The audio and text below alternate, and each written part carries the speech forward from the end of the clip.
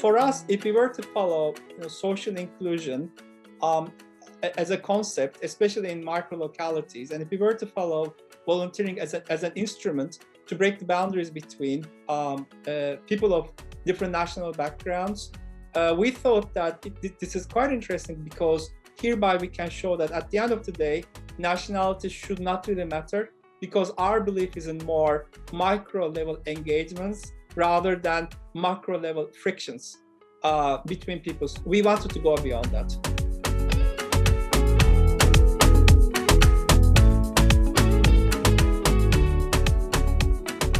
I didn't think that I belonged somewhere, that I could do something, that I could help others, But see, when I start doing volunteering, doing coaching, working with little kids, calling me coach, that made me feel that I could do something and help kids, and that I belong somewhere, rather than, being different.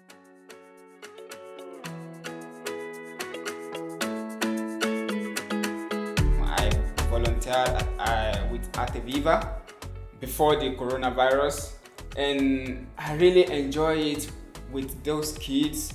The way they are friendly, they integrate immediately. They don't even see me like I'm different. So that is really amazing. I really still see it, and it's still growing as a fusion of a lot of my interests personally and also socially, because it's also social. It's a movement, it's a art form, and it's social. It can be social, and it's expressing, and it's a language which we kind of share or not. Yeah.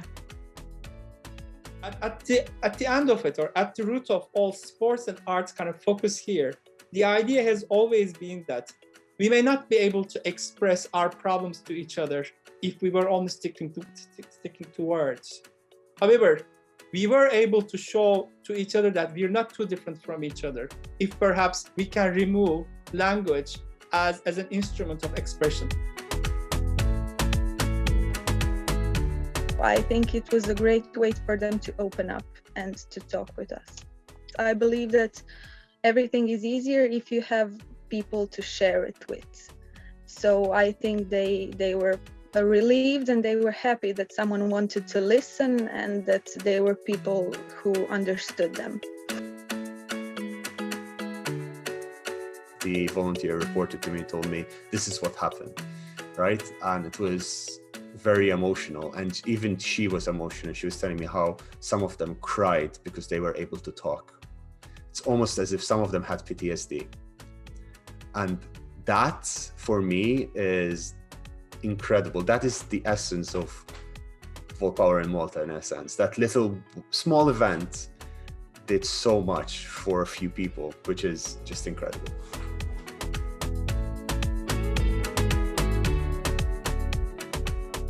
Yeah, I can say it family. That's what Volpower means.